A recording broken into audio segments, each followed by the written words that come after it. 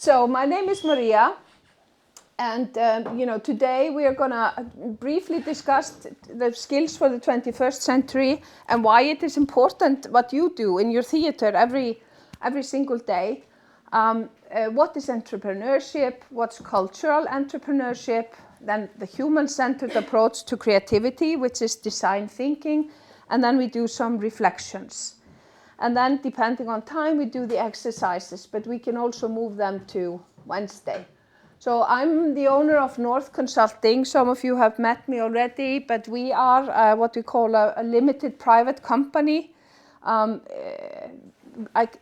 I'm non-profit, and that's important for me because I consider myself a social entrepreneur. So every profit that my company makes is returned back to the company. And I do quite a bit of work. I have a very simple vision to make the world a better place for you to work in and a better place for us to live in. So when I choose my projects, I try to, fulfill this vision. Does it always work? No. But sometimes you also, need the money and you just take on tasks. But I work a lot with startup companies. And that's why I'm partly here also because I work with startup companies. They are green, they are in energy, they are mechanics, they are plastic recycling, they are cultural entities. Iceland is a very small country and there are very few people who do what I do, as a consultant for startups. I mean, there are lots of people who know a lot of things and have been successful, but there are not many companies that actually work on a regular basis with these startups. So I have to know a little about a lot of things, and I do. So I also work with municipalities like Haskovo. I write education and cultural policies and help them in their strategic planning and implementation of strategy, because you know what a strategy is. Strategy is a plan, to achieve certain goals long in the future. You have a vision to go somewhere, maybe in 10 years' time. And the strategy is just planning the way to the future, and it's fine and dandy. We are very good. Many people are very good at writing strategies, and it's quite easy actually because it's just it's a fantasy about the future. But what is difficult and where we fail is implementing the strategy. Figuring out a way, how we prioritize our time, how we prioritize our money. We need a strategic plan as well to implement. And Icelanders, fail there as well. We are very good at making strategies. We are not so good at implementing it. So that's what I work at. So I work with a few municipalities on a regular basis where I follow up on the implementation. And then I've worked in, I'm educated in the States. We were in Alabama. My husband got a football scholarship, so we ended up in Alabama. And then we lived 4 years in Washington, D.C. I also worked for the European Commission in Brussels for 4 years. And then I'm now an expert for the Council of Europe, specifically on democratic citizenship for children. And then, we're still finishing up this establishment of a new research center for the culture and creative industries in Iceland. So we have lots of culture and creatives here in Iceland, but we are doing very little research. For example, there's not one research about what happened to your industry during COVID. We know nothing about it. To what industry? I'm sorry? To what industry did you say? Which industry you? The culture, we call it CCI. So when I say CCI, it's the culture and creative industries, which is many, many different sectors. But what I wanted to address, in the beginning a little bit, are the skills for the 21st centuries. There are many actually who have set up kind of different skill sets for what is important. But here you can see the skill set that we are, the focus on for the 21st century. They are slightly different than the ones that when we were, at least when I was growing up, when there was focus on math. And of course, there's always focus on math and reading and writing. But here you have, on the top of it, critical thinking, creativity, collaboration, communication. literacy skills are more wider. Now it's not only about, reading a book, and being literate. It's also you need to be literate when it comes to information, what is true, what is false, when it comes to the media, and then also literate on technology. I heard the other day, now they're promoting health literacy. So there's media literacy, health literacy. I hadn't heard that before.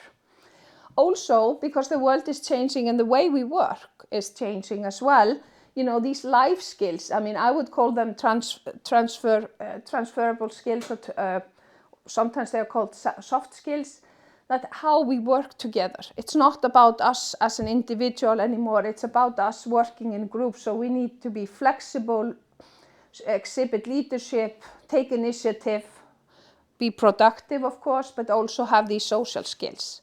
And these are very important, so there's no hierarchy of the skills. And that's what the point I wanted to make is that,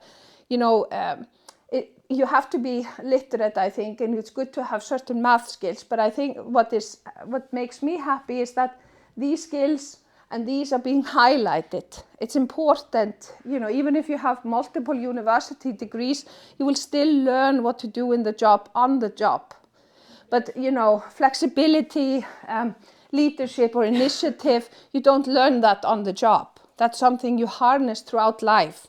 So that's why it's very important also, and the United Nations has recognized that every year on the 21st of April, there's a United Nations World Creativity and Innovation Day.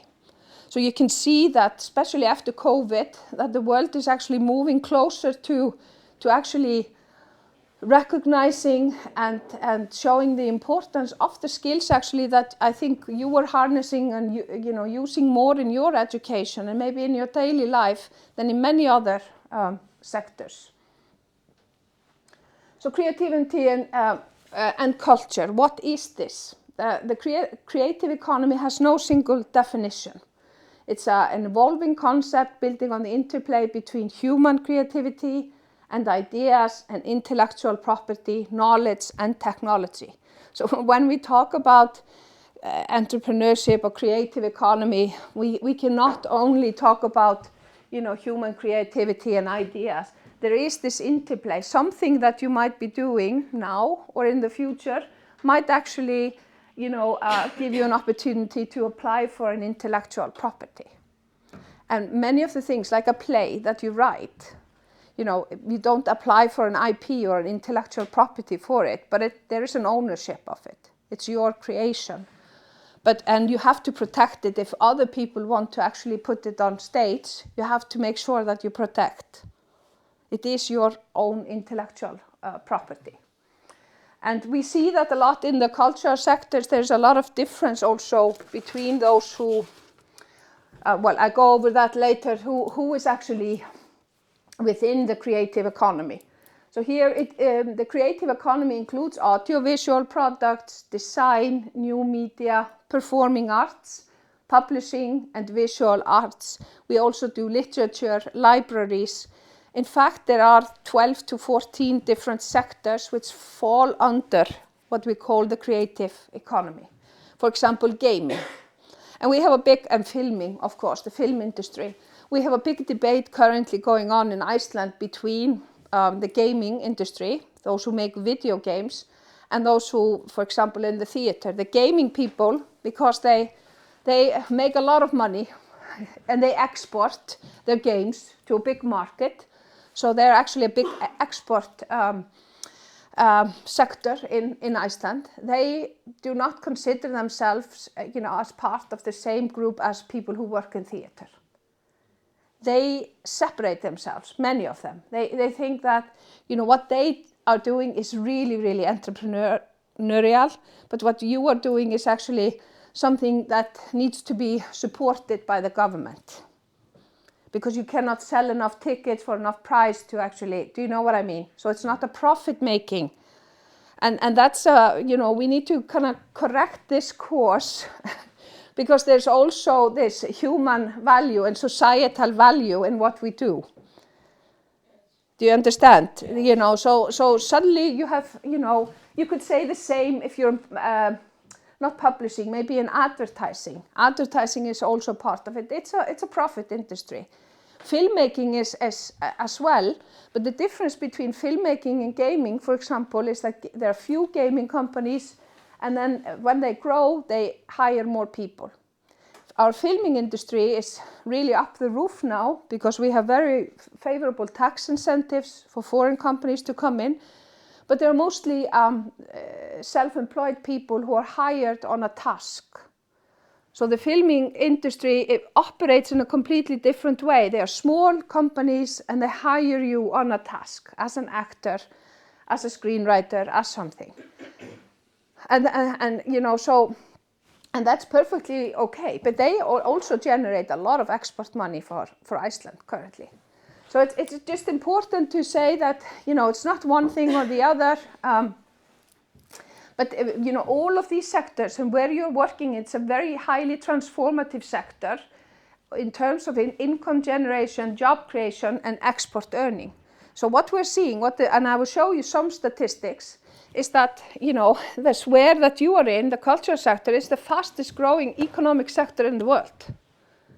It's faster than, you know, green technology or anything else combined. Of course, it's because there are different subsectors under it, but it is the fastest growing economic sector in the world.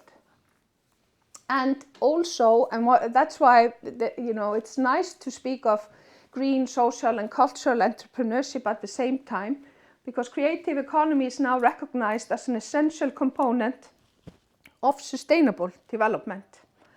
As you know, what you do in your daily life, you know, you represent a source of identity, innovation and creativity, both for the individual and for the community. And that's why I want to also speak a little bit about what, you know, sustainability and social entrepreneurship. And this is what I mentioned also. Creativity and culture have a significant non-monetary value that contributes to inclusive social development, to dialogue and to understanding between peoples. So it's very, you know, important. I mean, we need to sustain ourselves. We need money for the work we do. And also when we're entrepreneurship, it's nice that we can generate profit, whatever. But there is this, you know, important non-monetary value, non-financial value. You know, imagine if we didn't have the creative economy, if we didn't have art, if we didn't have theater, how poor we would be. Still with pockets full of money from something, we would still be poor. I thought one thing that has, regarding the skills thing, is that, and has been debated a lot, but you know, I miss it a little bit, why we're not speaking more of the curiosity. You know, everyone knows The Little Prince, right? The book about the Little Prince. Yeah, he was innocent and he was curious. It's my favorite book. If we, you know, something happens when we're 5 or 6 or 7, and when we go to the public school, from the pre-primary school, you know, somehow our curiosity, you know, well, it's dampened. It goes away. And what is curiosity? You know, curiosity, the power of curiosity, it helps us to survive, because when we are curious, we are constantly, our mind is constantly working. This is why children ask why. Why? I have a little granddaughter and she just says, ha and why, ha and why. And then you explain again and again. And you know, and it wears you out. Sometimes I'm really, you know, tired of it, but but being curious helps us to survive. It's the urge to explore and seek novelty. Because, you know, when we are being curious, you know, our brain is constantly working. It makes our mind stronger and stronger, makes our mind observant of new ideas. When we go out and explore and, you know, or just wander around here in Reykjavik, I promise you, if you go without a map, you will find your way back home. It's not that big of a place. But I do it, you know, myself. When I go to a new city, I sometimes just go out. You know, and so far, you know, I haven't been mocked, or I haven't, nothing has happened, but just to, you know, to observe and get to know the environment. Curiosity also helps us remain vigilant and gain knowledge about a constantly changing environment. So there's nothing wrong with asking the why. In fact, we should be asking why all the time. And that's also the basis of design thinking. Before we start jumping into finding solutions to a problem, we ask why, and then we answer because. Why and because, constantly. So if you remember anything from this presentation, remember the why. So importance for curiosity for students. Curiosity leads to new learning experiences. Curious minds have a drive to understand by constantly asking questions. And curious minds want to explore all possibilities that can come out of one idea. And this is what you do. I mean, I'm not telling you anything new. You do this in the theater, don't you? When you are creating new stuff, you are exploring, you're asking yourself why, you're thinking, could I do this in a different way or that way? But, please protect it. If you have children or planning on having children, make sure that you preserve the curiosity within them and also in yourself. Why innovation supports sustainability. Just, coming back a little bit to the sustainability. Innovation, creativity, and mass entrepreneurship, they can provide a new momentum for economic growth and job creation. Expand opportunities for everyone, including women and youth. And that's also important as well. Entrepreneurial thinking can actually bring in, it's not a problem here in Iceland, including women and youth. Women work as much, or the percentage of women working in the labor market is just as high as the men here in Iceland. So we don't see that as a challenge, but yet there are very few women who manage big companies. There are very few women entrepreneurs in Iceland, so we still have a job to do here in actually fostering women entrepreneurial activities. Innovation supports sustainability by providing solutions to most of the pressing problems of today. And you know that these problems can be economic, social, and environmental. And so sustainability is ability to exist and develop without depleting natural resources for the future. So it's very important when we think of sustainability, we most often start thinking, oh yeah, it's the environment, stupid. It's the climate thing. It's the, we shouldn't use so much water. We shouldn't use the energy. We need to use green energy. But sustainability is also about sustaining ourselves in economic and social ways. It's about, including everyone in our society. It's about, sourcing food, as close as possible. It's stupid. Like here in Iceland, we buy bread from Denmark to serve in the public schools. And then there's a bakery next door to the school. This is not sustainable behavior and shouldn't be. But then again, what you need to make the bread is also imported, because we don't make so much wheat here in Iceland. But, so when we think of sustainability, it's all three. It's the environment, it's the economics, and the social aspect. So sustainable innovation seeks to create products, services, and processed goods for both society and the organization. So when you're thinking of an entrepreneurial activity and you want to do something, please try to think in a sustainable way, how it's good for you, and it's perfectly okay to make money also from being an entrepreneur. That's also for some artists I know, at least, and Doro knows for some of them, they don't want to make money. They don't want to receive money for their art because they somehow think it's going to damage, I don't know, their thinking or processing, or, some want just enough to make a living, but some are, have a hard time selling anything they do. But please think of, the greater good, both for society and the organization. And then sustainable innovation seeks to address unintended social and environmental impact. Important to know.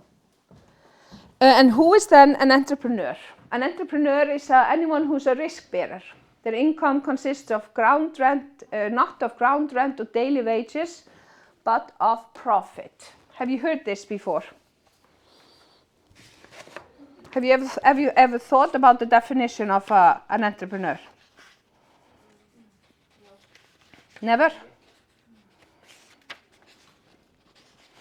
It was, I wanted to tell you, where it was coined from. It was a French guy who was the first to use this term entrepreneur. And he said, I believe this is a very well coined phrase. It means anyone who goes out of the comfort zone, stability of regular income is an entrepreneur. And it's actually quite true if you think about it. Anyone who goes, it is a little bit going out of our comfort zone. I mean, I worked for a public organization for 20 plus years. And since I stopped, I've been afraid no. No, I mean, you sometimes wake up with, thinking in your stomach that, that you cannot pay salary this month, but, it always works out. And there are different types of entrepreneurship. I mentioned some of them: social entrepreneurship, cultural entrepreneurship, big business, small business, only profit-oriented, and green and sustainability. And all these, these big harbingers of entrepreneurs. Can you name, world-famous entrepreneurs that kind of changed the course of history, that came out with products or solutions, that changed the world? Can you think of some? Elon Musk. Yeah. Well, yes. Later day, Elon Musk, I'm not always sure that he is thinking about, the greater good for society and for his organization. But if you think of, the one we list most often is Henry Ford. When he came out with his car that was affordable for everyone. And then you have Walt Disney. He's also, he changed the course of action as well. Steve Jobs.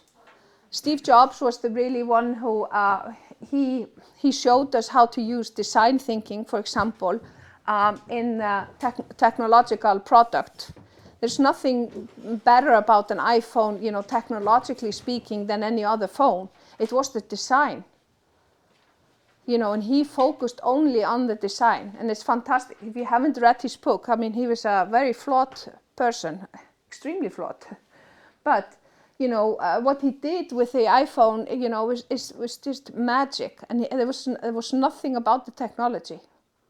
In fact, the camera still in the iPhone is worse than in Samsung and these, but the design. And he figured out by asking people using design, doing the empathy map, he figured out we didn't want squares. We wanted rounded corners. And it's so simple. You're like, but of course there's more that he did. He came out with the iPods and things like that, figured out we wanted to listen to music on the go. Exactly, as well, yeah. But these actually the core motivation of all these people who have, world-known entrepreneurs and every entrepreneur is harnessing an idea for self-employment, and then of course some capital generation. But what drives people, or drove them was this first and foremost. Now you see entrepreneurs, the driving force behind entrepreneurial activities may be that they want to change society or make it better or preserve it. So, different. So what is a cultural entrepreneurship? It's a tool for social reforms, not necessarily profits. And I hate to say this because, people also in culture should feel good about making money. And lots of it, if you can. Why not? It's about, why you are doing what you're doing. And, what you maybe do with the profits, that's also matters a lot. But I think, that there's a change in attitude that needs to take place within the culture sphere. Cultural entrepreneurship is also a safe space for businesses inclined towards art, creativity, and cultural heritage. And please, cultural heritage is extremely important. If you look at the European Union, like the research fund, which is massive, it's really, really, really big. There's a massive focus on cultural heritage, digitizing cultural heritage, changing, people want to, because the European Union, I think, has realized that we need to, in order to move forward with our society, we should build it on important aspects of our cultural heritage. So, there's a lot of opportunity currently through different funding mechanisms to apply for projects based on cultural heritage. Cultural entrepreneurship is very important because cultural roots in society have weakened. I don't know what you say about it in Haskovo, but if you get a feeling that people's cultural roots have weakened, there's of course technology, new mediums. We are watching things through our phone or through our computer, but we live more and more in metropolis. We live fast-paced lives, endless sources of instant gratification, which can lead to unhitched and directionless people. I'm not saying we're all directionless, but if you think of the younger generation today, for example, here in Iceland, young people don't read anymore. They don't read the newspapers. And now we used to be in Iceland hooked on newspapers. Every home would at least buy 2 newspapers. They were not free. And now, only one, I think, is carried to your home. You have to go to a gas station or something to get the newspaper. And I miss it personally. But if I'm a younger generation, I just go and check the news. And there are 5 or 6 news outlets here in Iceland, the same bloody news on every single one of them. So very little addition to. Cultural entrepreneurship is a beacon of hope, that many say, an incipient discipline, meaning it's a new examining how cultural products and cultural activities impact the growth of local, national and global economies. And I think this is what you should be doing also in your theatre. Of course you're focused on the day-to-day work and preparing new plays or puppet exhibitions for the audience. But also think of your organization as an important part of your society. Sustaining how can actually help sustaining the society, because you realize it now. I don't know how it is in Haskovo, but I'm going back to the theater now, after COVID, and I had to force myself. I just bought 3 or 4 shows for every year, but I'm enjoying it tremendously. I can feel it every time I come into the theater how much I have missed it. And missed meeting people, laughing together or crying together, whatever it is. But and I think also how we can actually extend what we do in our daily life, into the community and support the growth of the community. Here, I don't know why.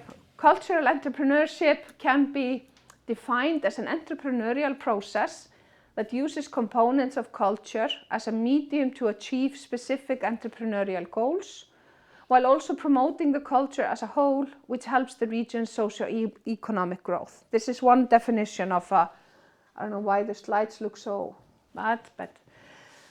And then another definition, what we collectively call cultural entrepreneurship, is the training of professionals for the creative industries who will be change agents and resourceful visionaries that organize cultural, financial, social and human capital to generate revenue from a culture and creative activity. This is the 2 definitions they focused. Here it's focused on the process, and here it's on, who will be. And, you should think of yourselves, no matter what your current employment is, as change agent. We can all be change agent in our society. If we have a vision and we think that, can want to change something, we should just, keep reminding ourselves of that. So what is a cultural entrepreneur? Think about the word cultural entrepreneur. Both are drivers of dynamic growth, but in different ways. Remember, we spoke about the entrepreneur before, someone who's self-employed, but both are drivers of dynamic growth, but they do it in different way. But together they bring ambiguous tautological effect in society. anyone who understands the importance of culture in society and builds a platform to celebrate it is a cultural entrepreneur. It's as simple as that. But I think that there are many people who don't understand the importance of culture in society. And we have a very different understanding of what culture is, which is perfectly okay. But I think we are missing maybe just the dialogue about it, what it is. And this example about the gaming or the filming or the theater, I find it absolutely ridiculous that we're actually having this instead, because who works in a gaming company? Who creates the game? Programmers and artists.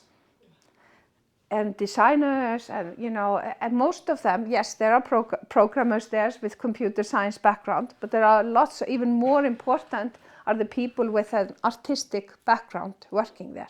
Well, I don't because think you can call someone more important because they're all essential. That's like saying the hikes more. They're all essential. Yes, we can say they're all essential for it. To work. But somehow, the aspect of one, and the money making has been drawn out as the most important.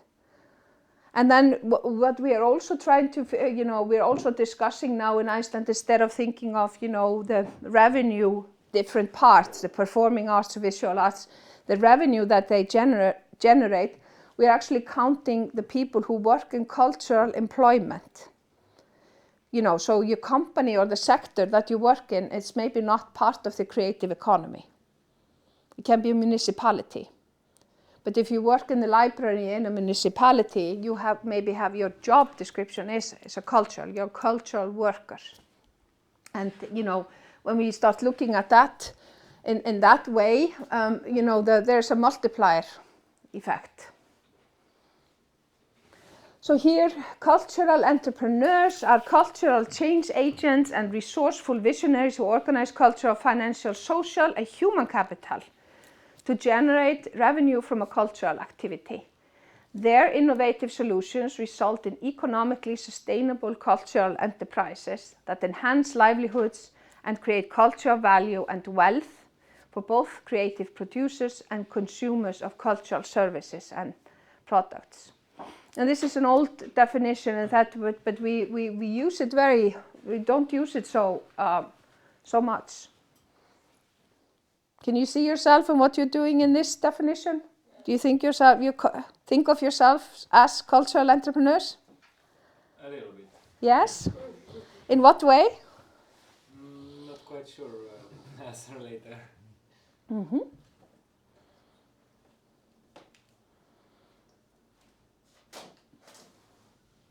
And why do we or should we have more cultural entrepreneurship ventures?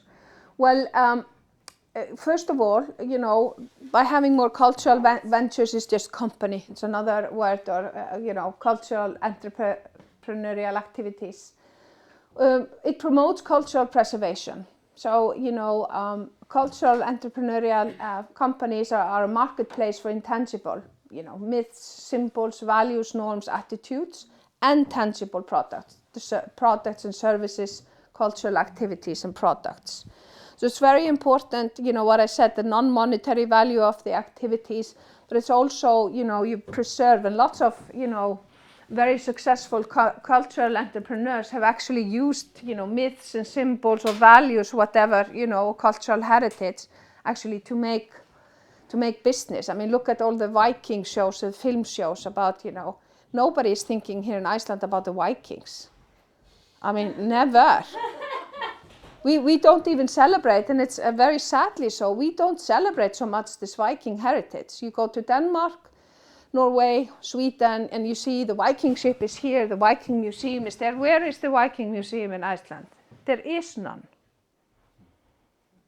Still, we would not be here if the Vikings hadn't been, thrown out of Norway first, and come here. But then you start seeing, and it's gaining great popularity, and Iceland is used as a filmmaking. But I worked as a cultural counselor in the Embassy of Iceland in Washington in 1999 and 2000, and we sailed. A man built a Viking boat, a replica of the boat that Leif Erikson used when he sailed to America and found North America in the year 1000.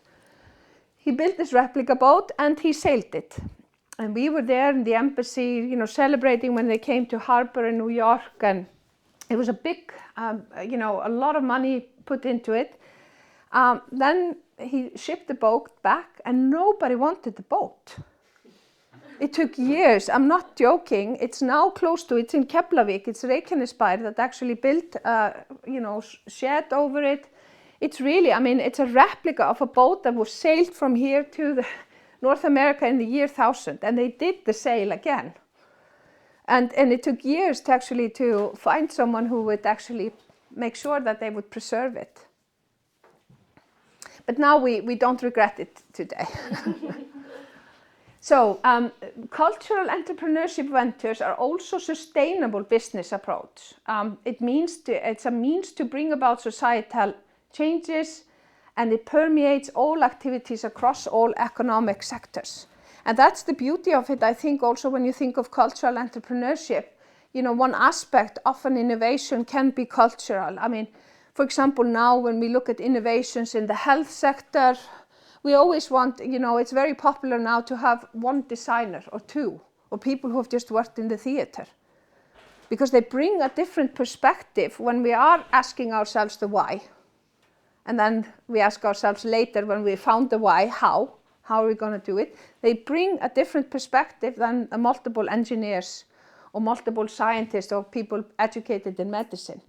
So it's becoming extremely popular now to involve people with different educational background in a team like that, you know, working on actually solutions which, you know, perhaps few of us would understand what they're about. Cultural entrepreneurship ventures are direct contribution to economic growth. It generates employment, added value. There are spillover effects. As I keep mentioning, you know, innovation for the economy as a whole. Cultural entrepreneurship activities contribute to revitalization of towns and regions. And it should not be, what do you say, cultural tourism is not cultural entrepreneurship. Please be aware of that. And that there is a difference. You know, because when you actually think of, you know, you're harnessing, for example, cultural heritage, you do it on the basis of the heritage, not on the basis of, you know, creating one exhibition for some tourists that you can generate profit from. So the thinking behind cultural tourism and just cultural entrepreneurial activities in general is different.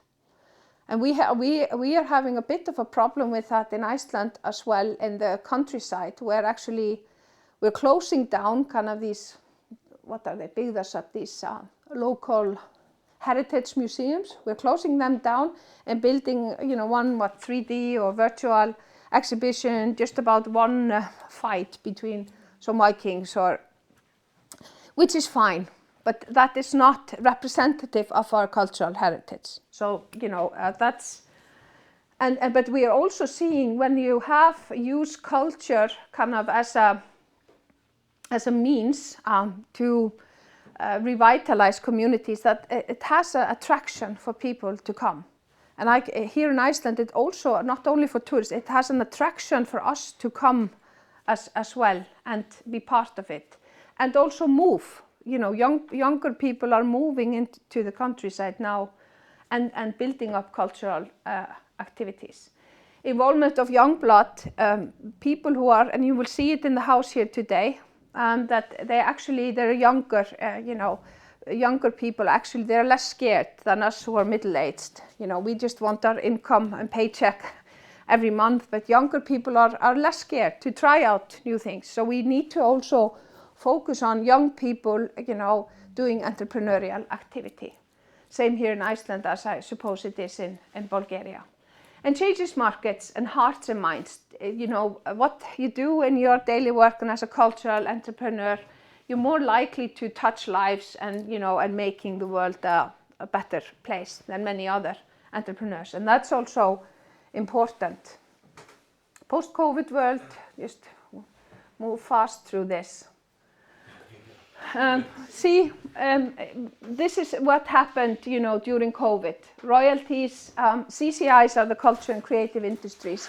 Royalties went down 30% for authors.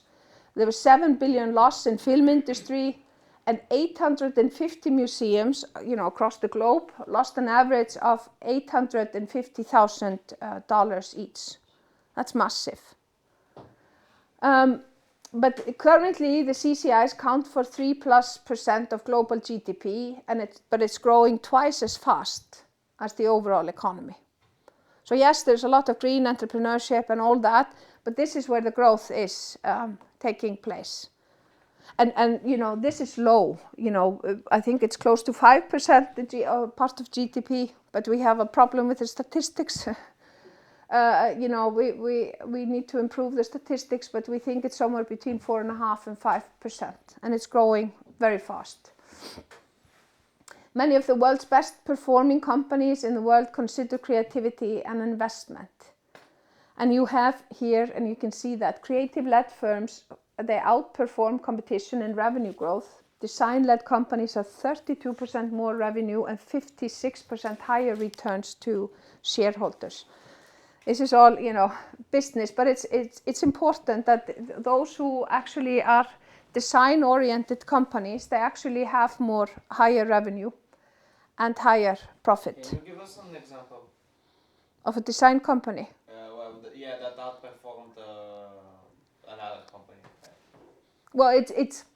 Well, it's not one company against, it's the sector itself. If you're a design-led company, you can say that Apple now is a design-led company. What Elon Musk is doing is a design-led company.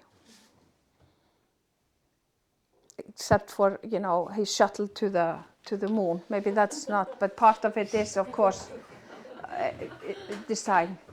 But I mean, there are multiple. I mean, it's complicated to point. This company is growing, but this is not. You take whole sector and you compare it with. And I have done some extensive analysis on this, and also here in Iceland, and it is very true. So here, many experts, so much more experts than I am, they are claiming that it's perfect timing to start seeing culture as core to the economy and not separate from it. And I think that's also the message that I would like you to go home with, is that you are a core part of the economy, and building up the economy and generating revenue for your community and all that. And there are multiple spin-off opportunities.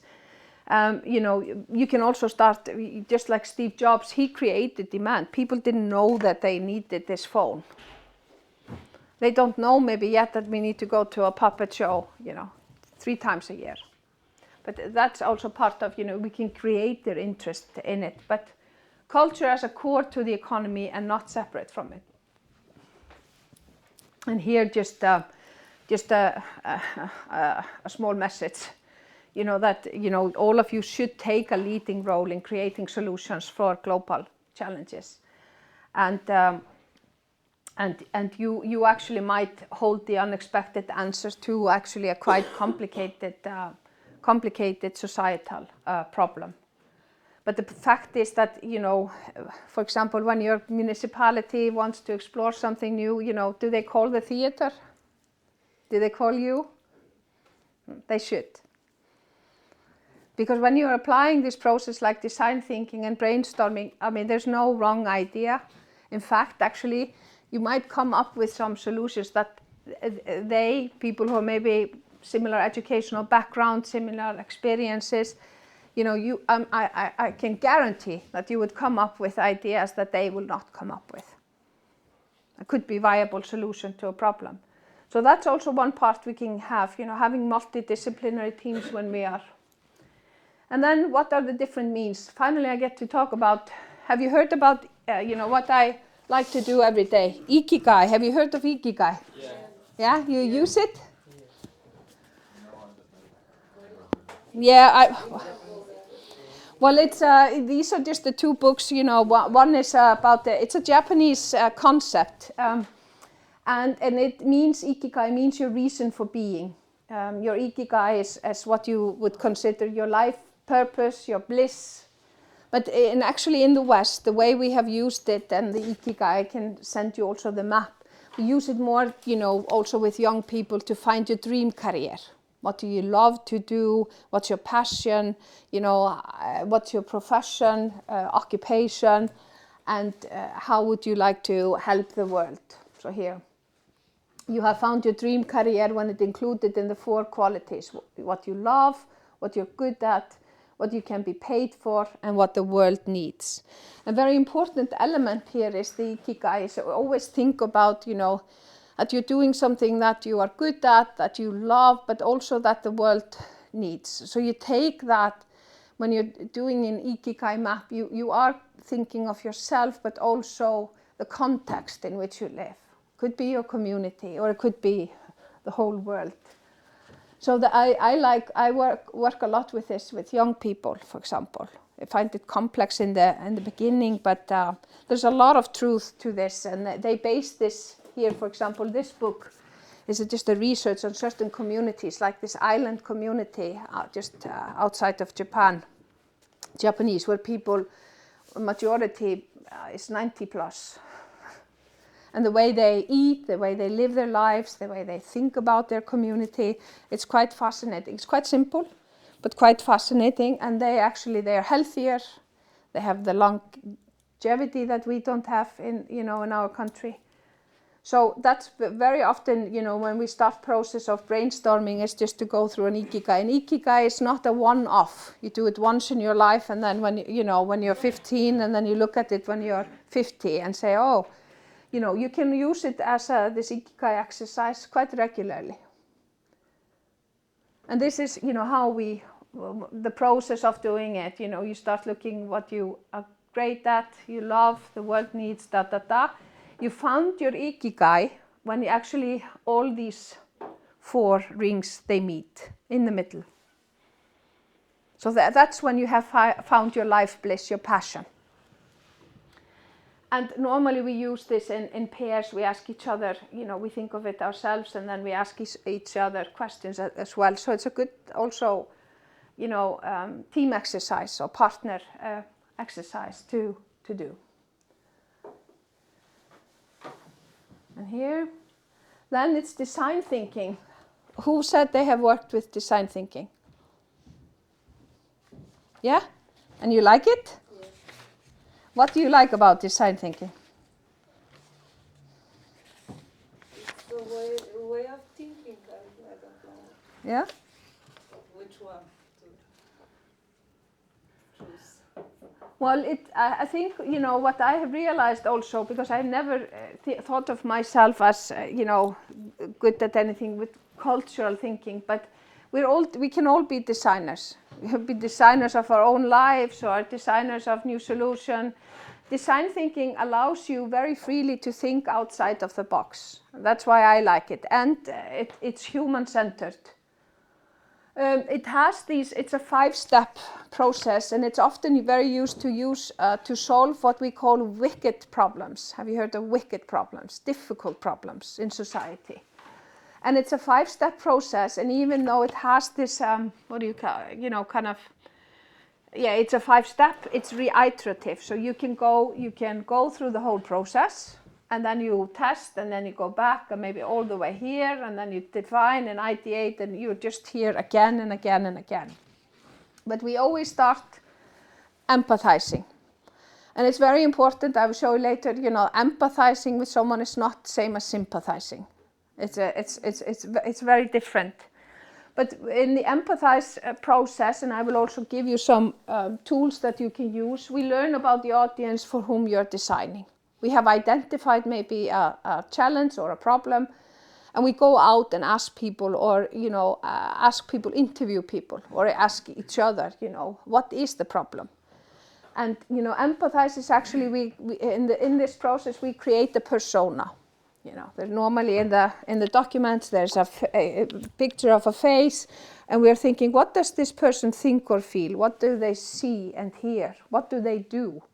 And then from all that we find so-called pain points. Their desires which are unmet, their needs which are unmet. And then we also find the gain, what they would gain from if we would actually find the solution. And it is that, you can make it as simple as possible. You can use it to solve, some issues within your home. Find a solution for something like that. But very important to actually do that, because then you actually have a better starting point to define actually what the problem is. So here you empathize with one person or many users, depending on what the topic is. Here you actually, based on the user needs and the insights that you gather from the first part, you define the problem. And this is the part where we're asking the why and because, again and again and again. And I wanted to do with you, maybe we don't have time because I speak so much, but what we have drafted here is a tree. We're still missing the outlines of the tree, but what I wanted to tell you, it's very good to actually use the image of a tree, and maybe I will just tell you about it when we're defining a problem. If you think of a tree, where is the problem in the tree? In the roots? No. Branches? So here's a tree. This is a sidetrack because I know we won't have time to do the exercise. And then we have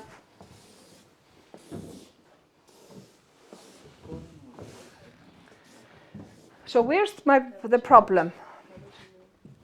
In the middle. In the middle.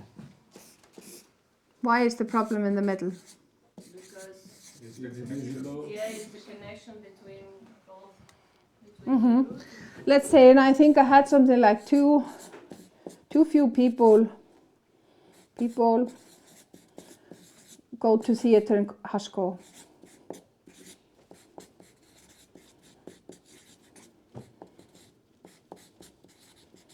Okay, it's my problem. What is here? There is a theater. Yeah, what's in the roots? What do I find? So these are the roots here. What do I find in the roots? Background.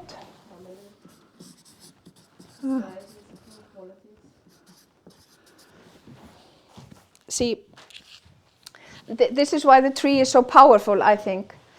Oftentimes we have a problem, and if I ask you, too few people go to theater in Haskovo, and that has resulted in fewer ticket sales or less revenue.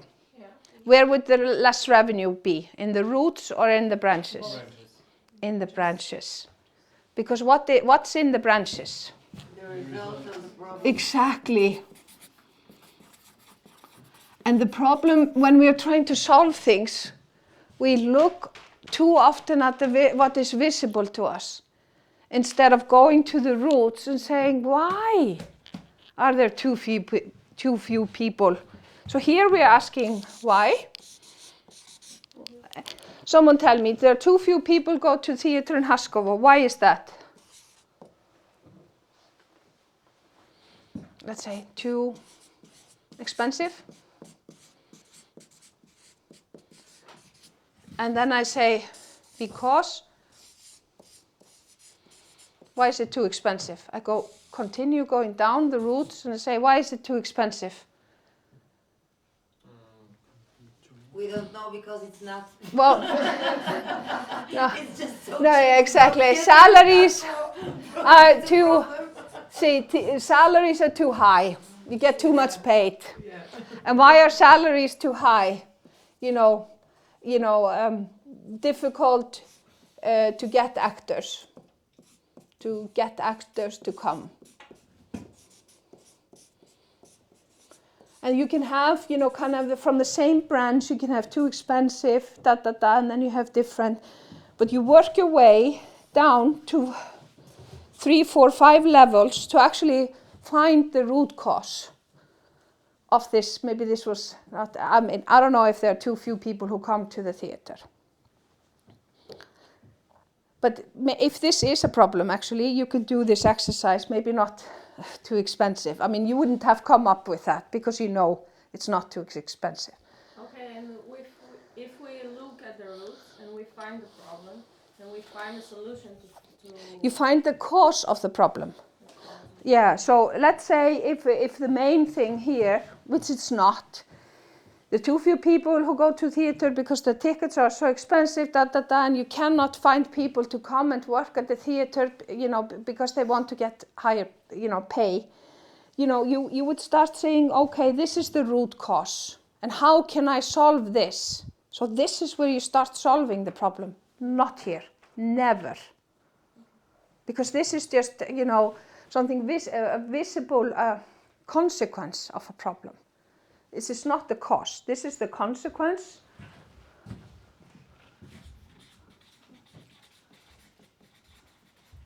And here is the root, the cause. It's very, and we can do this exercise. What is important here is that we go as far down as we can. We ask ourselves why, and then because. Why? Because. Another too few people come to the theater in Haskovo because advertising is not good, okay? And why is that? Why is advertising lacking? Because no one knows how to do it. Ah, okay. Specific people exactly to manage this. Okay, knows how to do it. Here you can have actually two branches. There's advertising, for example. No one knows how to do it. Is there another reason why advertising is lacking? Could be lack of money. Mm-hmm. Yeah, Okay.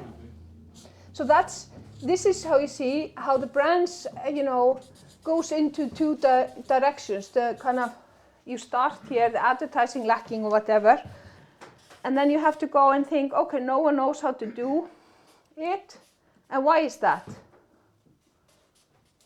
Because you need another person who's going to do it, and because of the lack of money, you cannot afford Yeah. to get a person to do it. So Yeah. the branches always, the branches go Exactly. the worst always in theater go with the lack of money. And the problem is that you need the ministry to do something about it, and you cannot do nothing about it. Yeah. So, But, lack of money or, no one knows how to do it, because we haven't hired anyone, we haven't gone out in the society and gotten help or volunteers, worked with the school, that. If you always come to the conclusion that money is the problem, then you might just, close the door and leave. yeah, of course. But money can be one. But, and it should be. Money should be here somewhere. But that's also part of, being creative and thinking outside of the box. That and you go as deep until you just can't answer anymore the why and because. So this is an exercise that we can use, and we use it very often here. The problem tree in this part. There are multiple ways to actually work on how to define the problem. But then, the third part of the third stage, we ideate. So it's only here in the middle of the process that we start thinking of a possible solution. And that's very important. We are here just thinking, what are the needs? What are the frustrations? What is not being met? And why have the current solutions to a problem, not actually solved it? And then in ideate, we brainstorm and come up with creative solutions. Then we go into prototyping. Prototyping, of course, when I'm working with it, it's really, you can draw up a process, for example. You can build something. And then, normally here, when you're doing prototyping and testing, you are actually in a real environment. When we do sessions like hackathons or things like that, you very rarely go beyond the prototyping. Because testing also means that you need to activate. You need to actually have people who test your solution and then come back with feedback. Okay? And then this is empathy. It's extremely important that, we know the difference between an empathy and sympathy. Because empathy is really putting you in the shoes of another person. You try to see their world, you appreciate them as human beings, you pass no judgment. You try to understand feelings, so it's all mushy. No. you try to see and you try to communicate understanding. Especially when you have also, I mean, you are a small community, but people are, some of you are from other parts of you may be used to something else in Sofia than in Haskovo. You're learning about the community, you're learning about the thinking of those who are actually locals. You want to bring in your new ideas, but how to do it? You do it by also understanding and they understanding you as well. And there's a huge benefit to actually people coming from all over Bulgaria and wanting to come to Haskovo. That's one of your assets actually.